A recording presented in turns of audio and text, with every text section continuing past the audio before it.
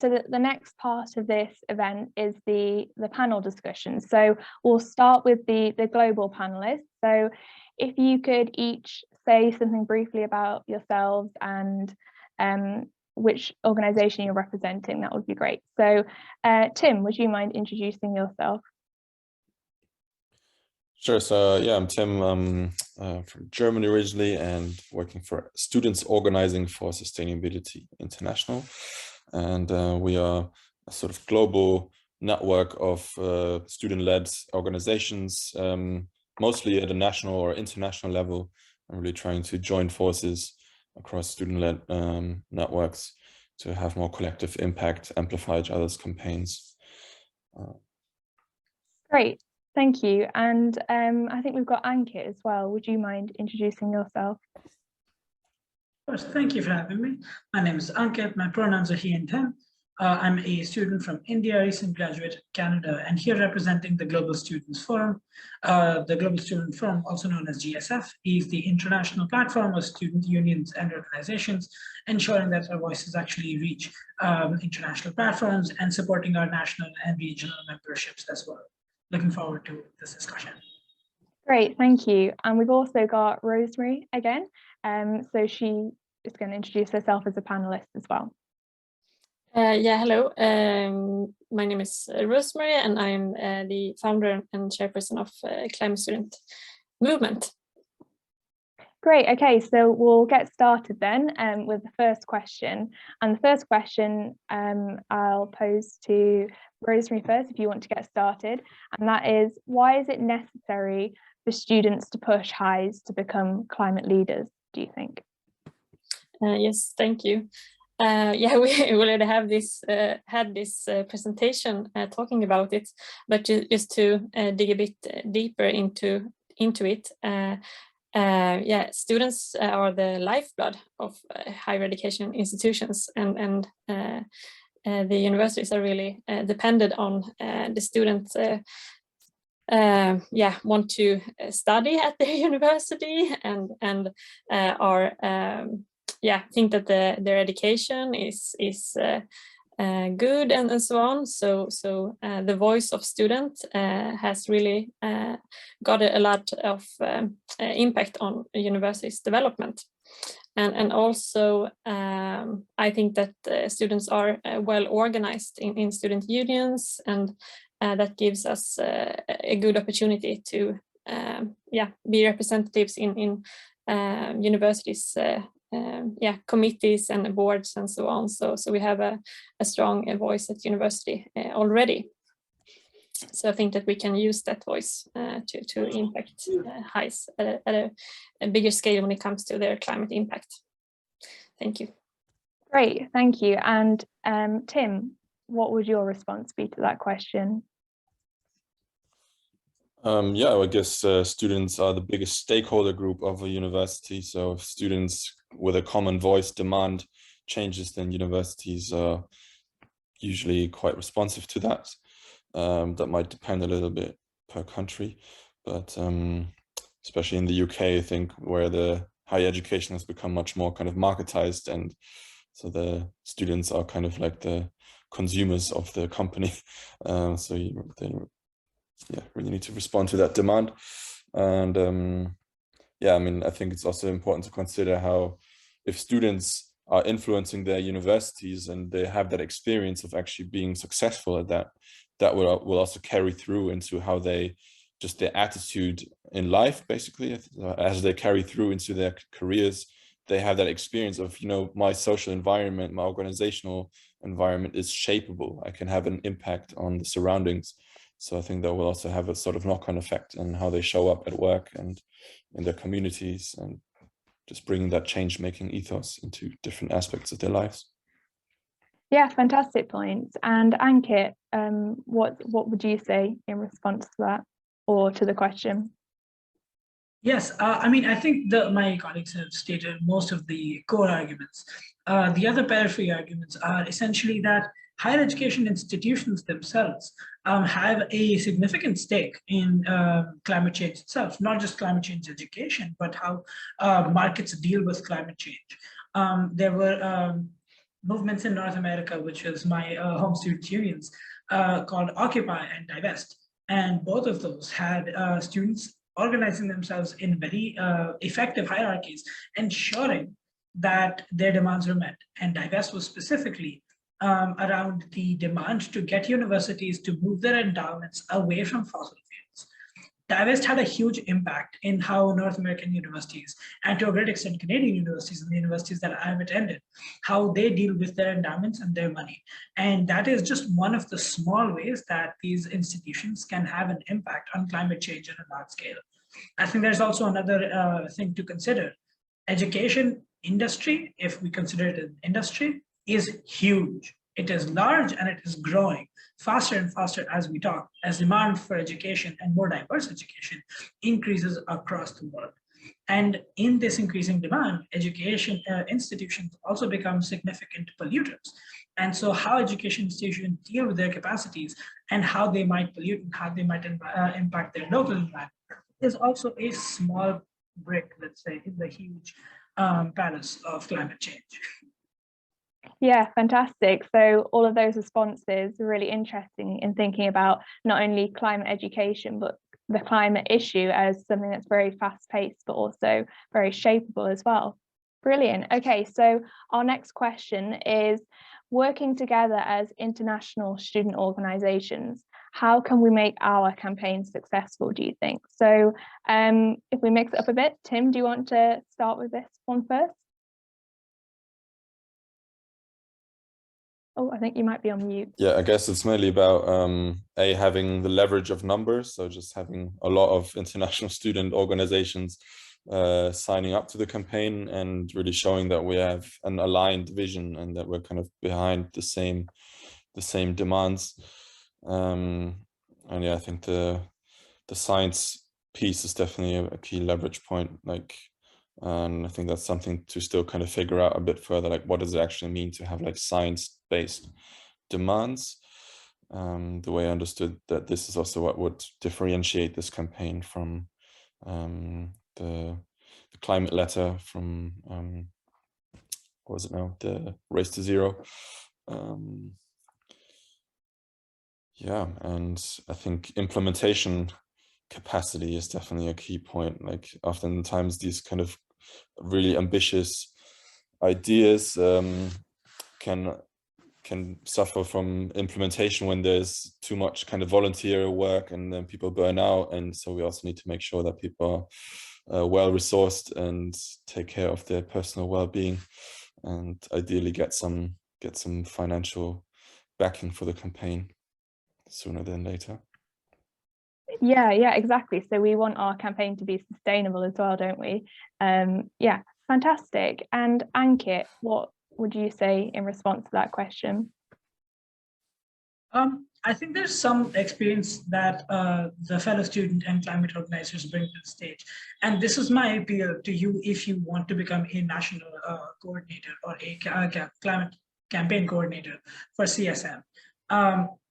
The three movements, the three ways in which student organizations have achieved the vast levels of organizing capacity that we have is that we follow three particular steps. We work locally, as in we make sure that students on the ground see our work and get to interact with it. They feel involved and they understand that they have a stake. Then we act nationally, because a lot of these policies are implemented on larger scales and require large scale responses. There is often sometimes there's a wildcat strike or rally, or sometimes there's an uncoordinated rally at one university or one institution that gets a lot of media coverage, but their policy impact is often minimal.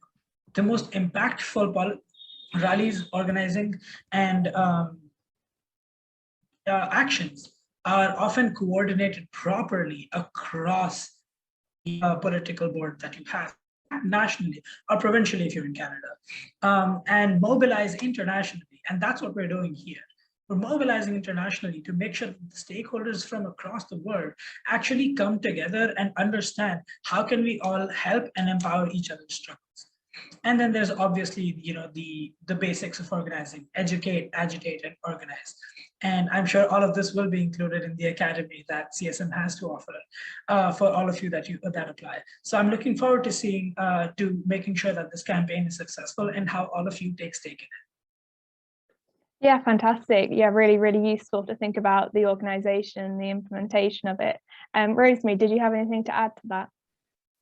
Yes, I would like to say that we in Climate Student Movement, we are really a small organization when it comes to active volunteers working with the campaign, and also the size of our numbers. So I really think that we can reach out to a higher number of students through our collaboration with a Global Student and SOS Student Organizing for Sustainability. And so we have formed a coalition, a campaign coalition together as international organizations, and also including global students, regional federations. And we hope that we can get invited to your events as well, and that we can have events together. The timeline is to launch the campaign in January. Also, we hope now during November, December, before the official launch in January, that we can develop the campaign framework together, and also how we can during the campaign next year, that we can also develop hopefully an international climate action paper for higher education institutions. That would be wonderful, and also an international ranking for higher education institutions. So we think with the framework, the action paper, and the ranking, that we have good resources to both educate students in how they can push their university even more, but also that we can be a strong voice on the international arena when it comes to advocating for example, the Race to Zero campaign. If we can impact them to have more science-based targets, that would be wonderful and amazing. And I think there is other such international campaigns that includes businesses and the academy sectors and so on, that we can have an influence on. So that is our hope with this campaign as well. Thank you, Rosemary. Okay, I'm just aware of time, so for the last question, if we have it more quick fire round, but on the flip side of what we've just been talking about, what challenges do you foresee for our campaign? Any limitations? And do you have any ideas as to how we could overcome them as well? So if we start with Ankit. Yeah, for sure. I think one of the primary limitations and challenges that you're going to face on the ground is that you will find that the university administrators are the reservoir of apathy. They don't want to do things that they haven't decided on already. So getting them to mobilize on things that are in favor of students and that students have a stake in requires a significant amount of effort. So do not back away from taking on the challenge and really, really ruffling some feathers if you have to, which you will have to.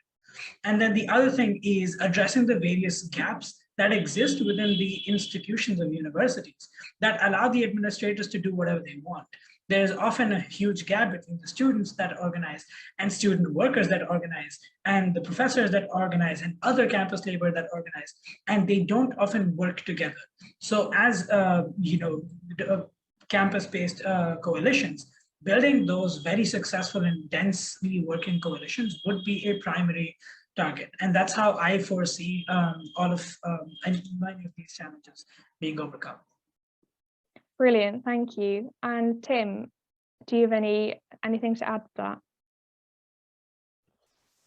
Well, I would say what I mentioned earlier with the Race to Zero's climate letter, that you want to avoid that people think, okay, we already have this huge global coalition with maybe similar demands, so to what extent is this like duplicating efforts? So to just have a clear communication on how this is adding to what's already going on and creating synergies, and has a more science-based approach perhaps, and to really ensure that this campaign is being taken seriously by institutions, and for that, I'd imagine to also get the support from researchers like Scientists for Futures, or staff, and maybe even companies who are really backing the campaign. So it's perceived as student-led, but backed by various stakeholder groups. Yeah, fantastic. So this idea of credibility as well to back the campaign. And Rosemary, very quickly, is there anything that you wanted to add to that?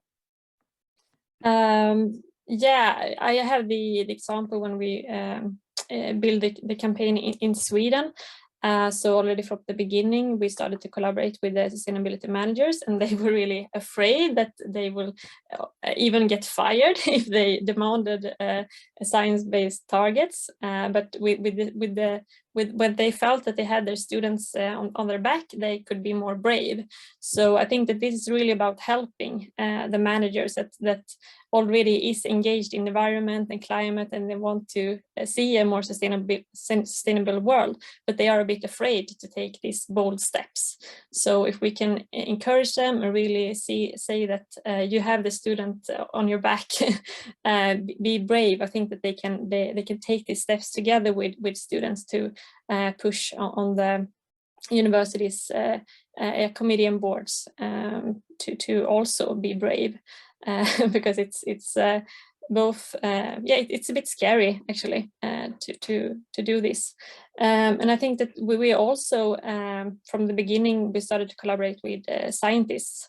So yeah, I think that having both the student and the managers and the scientists on the same page, communicating the same message, is really strong. Yeah, so what I like to finish with is that I am personally very inspired by Christiana Figueres and her message to be a stubborn optimist, and take this step by step. So I think that we really can take this step by step and learn during this process from each other, and using the strength of being in a network. And can we create this international network? I think that we can make stronger national networks and local networks. So that is my hope with this campaign. Great, thank you. So we'll say goodbye to our global panelists for now. Thank you all for speaking. It was really interesting and helpful. And I think we're moving on to our regional panelists now. So yeah, I think Tim might be sorting the images out again, but if we could have all of you have your cameras on if you can, and start with an introduction. So Martin, would you mind saying a few words to introduce yourself to start with, please? Yes, definitely. And hello to everybody from Prague, Czech Republic. I am Martin, a member of the Executive Committee of the European Students' Union, and we represent approximately 20 million higher education students across Europe, including some affiliated regions from Asia. Great, thank you, and nice to have you here. And next, Abdul, could you say a few words to introduce yourself? Hi everyone, I'm Abdul. I'm from Fiji in the Pacific region, representing the Commonwealth Students Association. I'm not part of the executive, but I tend to represent the Commonwealth Student Association in different forums. Thanks. Great, thank you. And then we've got Maryam.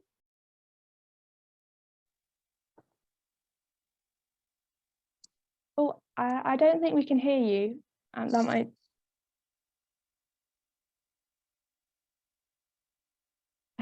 I'm not sure. I can't hear you.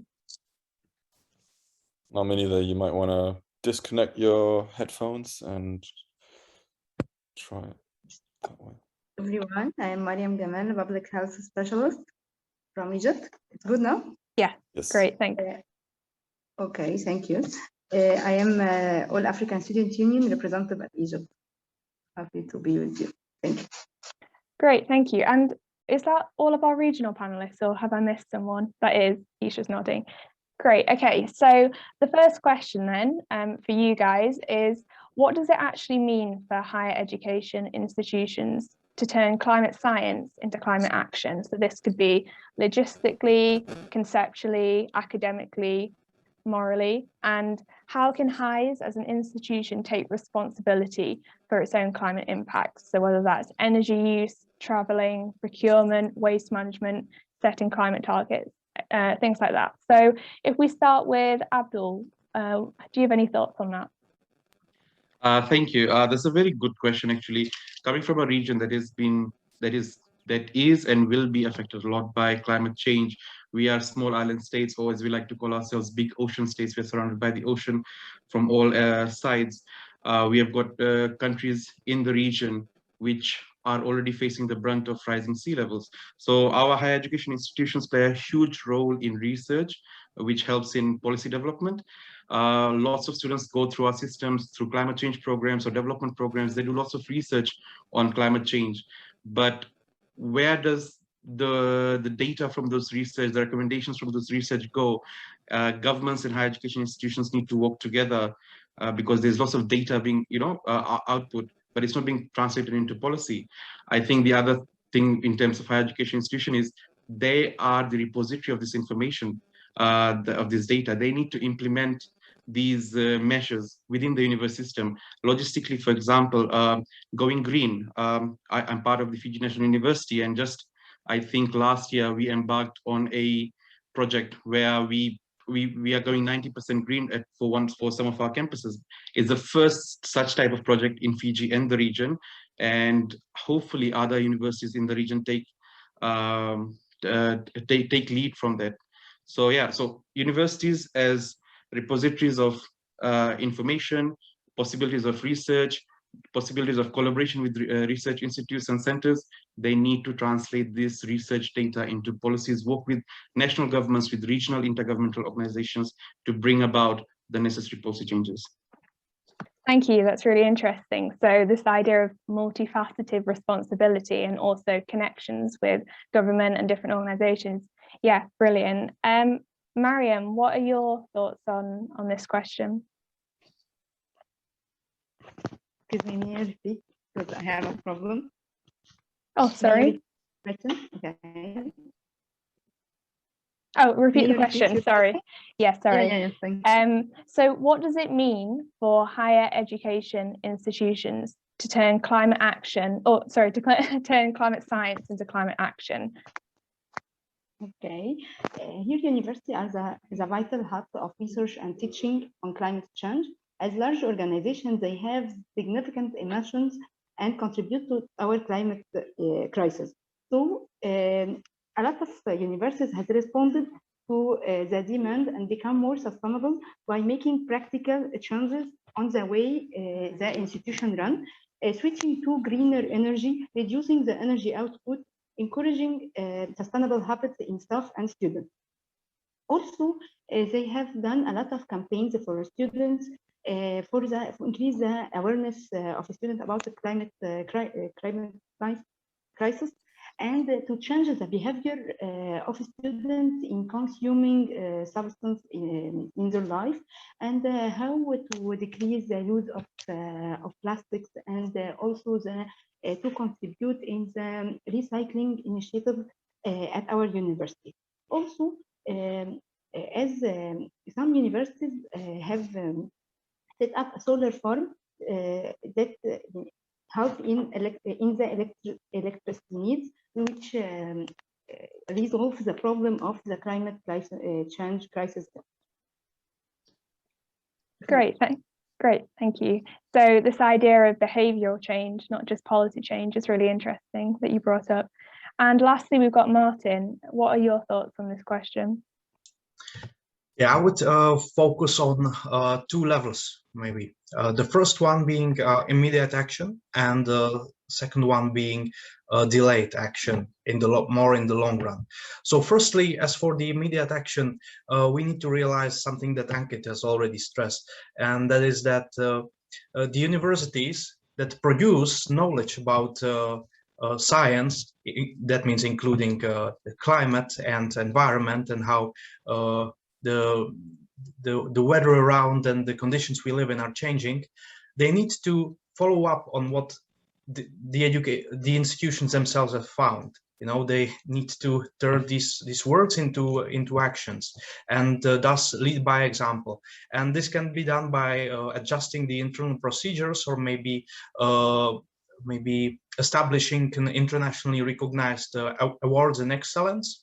For example, in Europe, we have an award for institutions that are excellent in human resources, and these are awarded by European Commission. And I believe that if there was such a award in sustainability as well, then universities themselves can strive to achieve these awards as a sort of internal goal. So the first thing is to follow up on their own research.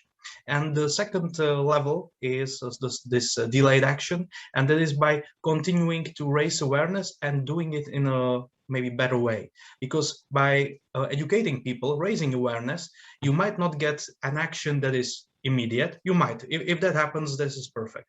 But very likely you will get a sort of a delayed reaction, because people will get the knowledge, and then when the time comes, they will remember it and act on their own. So we also need to foster this level, because it can lead to very good spillover benefits in the medium and long run. Thank you. Yeah, that's an excellent point as well. Brilliant. So we've got some really good ideas coming through. I'll move on to the next question, just so we stay on our schedule a bit. And that is, are students in your region actively engaged in defining the roles and responsibilities of HEIs when it comes to climate action? And do you think this tends to be on an individual basis or on a structural basis? So yeah, if we mix things up again, shall we start with Martin for this one and go around the other way? Yes, definitely. So I think that in our region, Europe, there are huge regional differences. I believe that in countries in Scandinavia and in some countries in Western Europe, there are quite a well-organized students movement, whereas the rest of the Europe is sort of catching up in this sense. However, this doesn't have to be only a bad thing, because the more advanced regions serve the other ones as an inspiration. So they do not have to reinvent the wheel. Sorry, I had some intermission hearing from somebody. Oh, never mind. And regarding the engagement of students, sorry, can you hear it too, or is it just me? I can hear it. Yeah, I'm not sure it's coming through. It is stopped now. Okay, fine. So maybe somebody was muted. So to follow up, I think that in Europe there are structures established already that the students can use via either student representations, which are their members of platforms such as HESU, but also via the academic representatives at individual higher education institutions. For example, in Central Europe, where I come from, there are academic senators, which, if they would be included in activities such as the climate students movement, they could influence the change from within. Yeah, fantastic. Yeah, they're all fantastic points. It's the idea of inspiring others and helping other areas as well, so we can achieve this goal. So Maryam, did you manage to hear that question? Yes. Yeah. At the North Africa region, especially at Egypt, the Climate Change Center Department at the Ministry of State for Environmental Affairs has done many exhibitions and scientific seminars and environmental campaigns to raise awareness towards the climate change. Also holding a lot of training courses for teachers and educational inspectors on how to simplify the climate change phenomena for students, and how to teaching the positive behaviors with a group of new ideas of teaching aids. Like we have some small projects for schools, for students at universities, with posters, copybooks, tickets, CDs, which help also at the media and also visual media and the audio, which make the publication in the way of how to act for this climate change and the crisis. Also, we had 30 green corner field sites has been prepared in developing a new generation capable and responsible of the protection of the environment and how to change the behavior to replant places at schools and at universities. Here at October 2020, the World Bank approved $200 million project for Egypt to improve air quality, combat climate change, and reduce emission of air pollution and global warming. So we have the track to help in this crisis and how to minimize its impact. But still, we need more campaigns and more international intervention. Thank you. Great, thank you. It was really interesting to hear about all of those initiatives that you were talking about. And lastly, we've got Abdul. What did you make of that question? Yeah, so as I said, Pacific has been really affected and will continue to be affected by climate change. And we have got something called the Pacific Island Students Fighting for Climate Change. Right now, they are doing a campaign to seek an advisory from the International Court of Justice on climate change. We have got smaller groupings called the Econesian Society, the Environment Society at the University of the South Pacific, which is one of the only 2 regional universities in the world. Ironically, since we're on the topic of HEIs and climate change, universities are one place that students converge, and it provides a platform for them to actually gather, share ideas and thoughts, come to a common objective, to create such movements. And we have seen that happen in Fiji and the Pacific. So there are multiple student bodies that are born out of university settings that are advocating for climate change. We've just had, I think, about 16 students from the University of the South Pacific's Center for Pacific Sustainability. I'm sorry, I'm not sure of the name, who have traveled to Glasgow to present research finding at Glasgow holding side events. So students are involved in the climate change movements. There are individuals who are part of research, who are quite passionate, who are taking the Pacific to the global arena. There are also movements. There are groups such as the Climate Change Warriors made up of young people. The other thing is that young people, even though they are students, they tend to be clumped with youth activists, and it takes away the fact that they are students also, and the academic freedom that they have within the confines of a university. There are certain things that you are unable to do within outside of university settings because of political problems, but within the university they have academic freedom to discuss these controversial ideas. So that's something that higher education institutions must empower, that kind of conversation and dialogue within universities. So the universities in the Pacific are quite empowering in that sense, because they form the core of what the university provides. There are the universities are providing new courses on climate change, so that helps students to get motivated to look up or be part of such movements. Yeah, great. Those are really valuable points. Brilliant. So following on from that question, our next question is, what difference do you think the campaign can make to HEIs in your region? So Maryam, can we start with you with that one? Yes, for this campaign will help each higher education institution to join the concept of how to act to mitigate and decrease the impact of the climate change crisis. Not every university has joined till now. We started with small campaigns and the small initiatives, but not all the countries, all the continent, the African continent, incorporate it. So I think this movement, this international movement, will influence every student and every university to go through this pact for the development. Fantastic. And Martin, what did you think? I hope that maybe one of the impacts could be better cooperation among already existing stakeholders. and creating something that what has been already mentioned today, and that is the sort of standards for universities, some guidelines that all they can stick to. If that would happen, that would be extremely valuable. And maybe one more thing is this is establishing of these internal procedures for procurement, which is in line with what I have said previously. When your institution has come to some conclusions in terms of findings in science, then they need to follow up on it. And I don't think that by using this argument, it's only a matter of time until we get more institutions on board.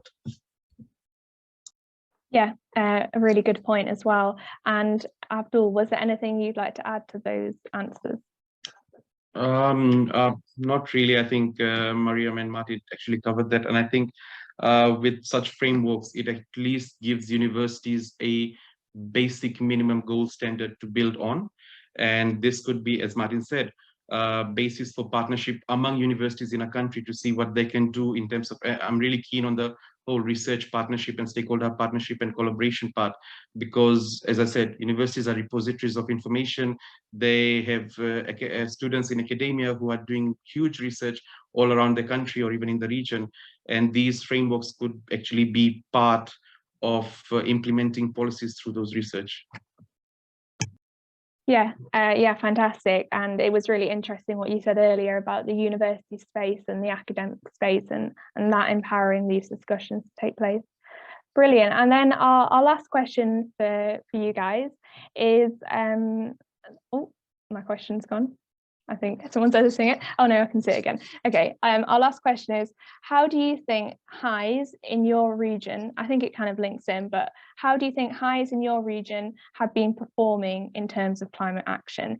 Do you think it's enough? And what more do you think they can do? So shall we start with Martin for this last question? Yeah, sure. So I think that the institutions more or less are trying to do something. Is there this effort enough? We do not believe so, but overall it's in a it's on a good track. And again, there are these regional differences. So in some areas such as Northern and Western Europe, the institutions are more advanced. And for the rest of the Europe, that doesn't mean that the institutions do not care, but that means that they have maybe more pressing immediate issues to deal with. But I think that overall, the state where we're slowly heading to is to have some sort of minimal understanding across our varied region. I think that this is a crucial time to act, because the attention is pointing towards the issue. There's starting to be some willingness to act on it, and if we catch up on this attention on climate issues, then we can make a change together. Yeah, fantastic. And if we go to Maryam, did you have any comments on that? Yes, we have started, but we haven't completed. We need a track, we need a global protocol to go through for every university, higher education institution, to have a collaboration in the research we started, but it's not the final step. We haven't taken more action. It's the small step, the small first step. I think we need more funds for raising the awareness, for using another energy resource, green resource, to educate everyone how to deal, to serve our world, our continent, to mitigate the impact of the climate change. So I think the movement will help us to go through and to have faster steps. Yeah, brilliant, fantastic. And Abdul? Yeah, I do think that universities are doing their best, because it's not only about greening the university, it's also about what kind of knowledge are you preparing to the curriculums to prepare for climate change and environment sustainability. So yeah, in recent times, the universities across the region, I think there's only a handful, because we're a small island nation, so it doesn't make sense to have lots of universities in small countries. But those bigger countries which have universities that have regional students, They have introduced lots of climate change causes. We have tried to find linkages. We have just introduced at the National University, Fiji National University, a interdisciplinary study on climate change, for example, at a master's level, which is looking not only at climate change as an environmental issue, but looking at it as an agricultural issue, as a health issue. I'm a graduate of public health, and unfortunately it wasn't there when I was studying, but I saw the curriculum, and it's really innovative. It's trying to take a very holistic approach. So that's one part. In terms of the other logistics and procurement, etc., I think what we need to understand is how academia has been corporatized, and investing in such green initiatives is not sometimes in the university's favor. So how do we encourage them to move towards a more greener outlook at universities? So if we're going to have a framework that's going to provide a minimum standard for universities to go green, or to be part of this climate change movement, we need to think about what are the stakeholders who are important for this. For example, governments, universities make submissions to governments to receive grants for certain projects, and how do they work with the different partners? That's something that could probably be considered. So yeah, universities are doing what they could. The corporatization of academia is a problem, and identifying stakeholders and champions are really important going forward. Yeah, thank you. And I think a couple of words that you mentioned there, which really struck with me, were holistic and interdisciplinary as well. Really important to think about. So I'm sure everyone will agree that was an absolutely fantastic and inspirational discussion that you guys have participated in. So thank you. Remarkably, we've got actually a few minutes extra, or a few minutes left. So have we got any questions, Isha, from the people watching? Or Tim, I'm not sure who's monitoring it. One person wrote in the chat, what are the best ways to convince the institutes and facilities who are less active in taking up this global problem seriously and to get engaged, join and motivate the student in their respective institute? Is there any particular framework or curriculum which could be incorporated into the academia? Yeah, so if we open this up to anyone, any of the panelists, are there any responses to that question if you heard it? Oh, yeah. Yeah, thank you for the word. I think that by definition of this answer, this pertains to institutions that are not really reactive to incentives from the outside.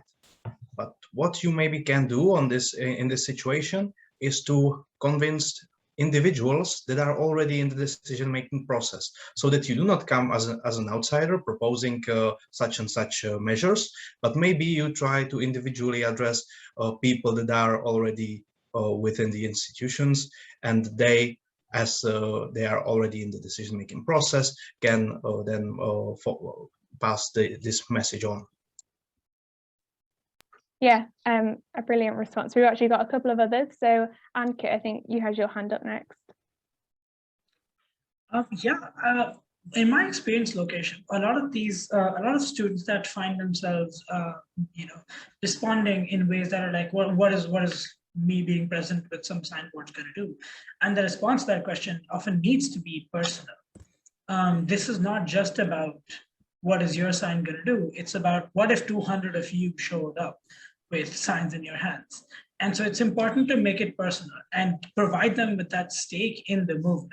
So yeah, make it personal, give them that stake, give them the responsibility to make sure that, hey, if you show up, maybe somebody else will also be inspired to show up. And maybe if it's only 50 of us today and we have another demonstration, say next week, and there's going to be hopefully 70, hopefully 75 at the next one, and we just want to keep growing.